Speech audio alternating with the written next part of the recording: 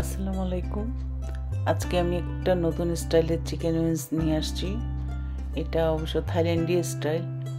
থাইল্যান্ডের যে রেস্টুরেন্টগুলো ওখানে এটা এইভাবে করে সেল করে, একদম লম্বা লম্বা, মানে পুরো উইংসটাকে ওরা রেখে দেয়। আমরা তো ছোটোটাকে কেটে ফেলি, ওরা ওটাকেও রেখে দেয়। তবে খুবই মজা, একদম ক্রিস্পি। আর এটা খেতে কিন্তু অনেক মজা, একদম ক্রিস্পি আর আলাদা একটা ফ্লেভার আছে। আশা করছি ভিডিওটা ভালো লাগবে। আমি ফুল রেসিপিটা দেখিয়ে দিব। আমি এখানে প্রায় আজকে 2 কেজির মতো উইংস নিয়ে আসছি। এটা মঙ্গোলিয়ান চিকেন উইংস বলে। আজকে উইংস দিয়ে করতেছি আমি। এই যে আমি সবগুলো ক্লিন করে নিছি। আর এই কুনিডোকাটা সাধারণত আমরা রাখি না, কিন্তু এটার মধ্যে রাখতে হবে, কারণ এটার এই মানে এই ডানাটাকেও রাখে। আর কাটতে হবে এভাবে। এই যে মাঝখানে হাড্ডিগুলো বের করে নিতে হবে।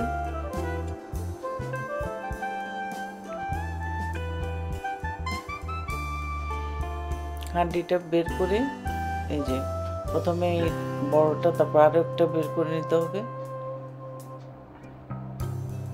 তারপরে এই যে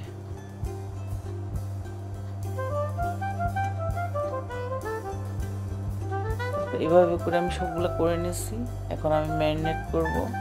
প্রথমে দিয়ে দিলাম লবণ, তারপর দিয়ে দিব এখানে আমি একটা কিউব আদার পেস্ট ফ্রোজেন করা, তারপর দিয়ে দিব রসুনের পেস্ট 1 চামচ,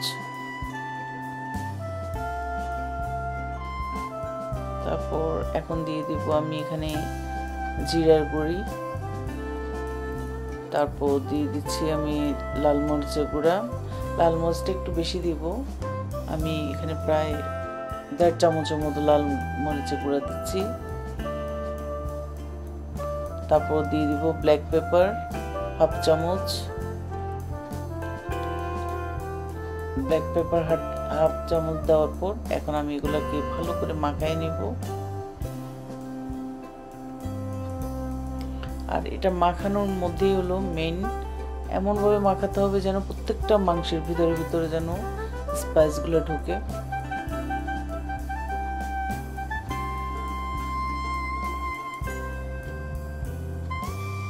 মানে অনেকক্ষণ ধরে মাখাইতে হয়। আমি প্রায় 5-6 মিনিটের মতো শুধু এটা মাখিয়ে যাচ্ছিলাম। মাখাতে মাখাতে আর কোনো পানি নেই, দেখেন একদম ড্রাই হয়ে যাবে। অনেকক্ষণ ধরে মাখাই আমি এটা প্রায় 20 মিনিটের মতো রেখে দিব। 20 মিনিট রাখার পর এরপর এখানে আরো কিছু ইনগ্রেডিয়েন্ট আমাকে দিতে হবে। 20 মিনিট পরে এখন আমি দিয়ে দিব এখানে একটা ডিম, তারপর দিয়ে দিব এখানে 2 টেবিল চামচ ময়দা, তারপর দিয়ে দিব 2 টেবিল চামচ কর্নফ্লাওয়ার,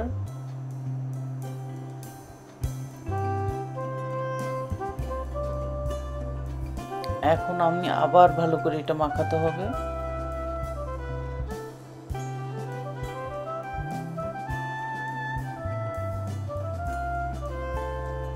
তারপর এটাও ভালো করে মাখি আমি এটা রেখে দিব আরো প্রায় 10 মিনিটের মতো।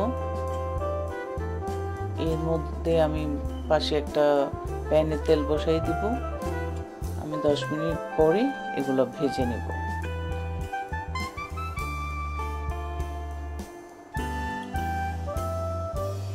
জাস্ট ওই এর মঙ্গোলিয়ান চিকেনে একটু স্পাইসটা বেশি লাগে। আমি একটু ঝাল 1.5 চামচ দিয়েছি, এটা বেশ ঝাল হয়েছে। তারপর আর তেলটা অবশ্যই এটা কুসুম গরম হতে হবে, একদম বেশি গরম হলে ভিতরে হবে না। এটা যেহেতু ক্রিস্পি করতে হবে, অল্প আঁচে এটা আমাকে ক্রিস্পি করতে হবে। প্রায় এটা আমি 45 মিনিটের মতো চুলায় রাখছি। এক সাইড যখন ভালো করে হয়ে যাবে তারপর এটা উল্টাই দিতে হবে। একদম গোল্ডেন কালার করে আমি এই পাশ ওপাশ দিয়ে সুন্দর করে ভেজে নেব। একটু সময় নিয়ে ভাজতে হবে। আর দেখেন কি পরিমাণ যে ক্রিস্পি হয়েছে, একদম খুব সুন্দরভাবে এটা কালার এসে গেছে। আর আমি স্লো আগুনে অনেকক্ষণ আমি এটা ভেজে নিছি, তারপর এখন তুলে নিব। এই যে দেখেন কি সুন্দর এটা ক্রিস্পি হয়েছে। এটা দেখতে লুকিংটা যেরকম সুন্দর, এটা খেতেও অদ্ভুত ধরনের মজা হয়েছে। অবশ্যই একবার হলেও এটা করে দেখবেন, ট্রাই করবেন। খুবই মজা এবং খুবই ডেলিশিয়াস একটা রেসিপি। আমরা তো আজকে ডিনার আমাদের এটাই ছিল, এটা দিয়ে সালাদ দিয়ে খাইছে আমার বাচ্চারা। আশা করছি ভিডিওটা ভালো লাগবে। যদি ভিডিওটা ভালো লাগে অবশ্যই লাইক করবেন, শেয়ার করবেন, আমার চ্যানেলকে সাবস্ক্রাইব করবেন এবং আমার ফেসবুক পেজকে লাইক করবেন। আজকে এই পর্যন্তই। নেক্সট ভিডিও দেখার আমন্ত্রণ রইল। আল্লাহ হাফিজ।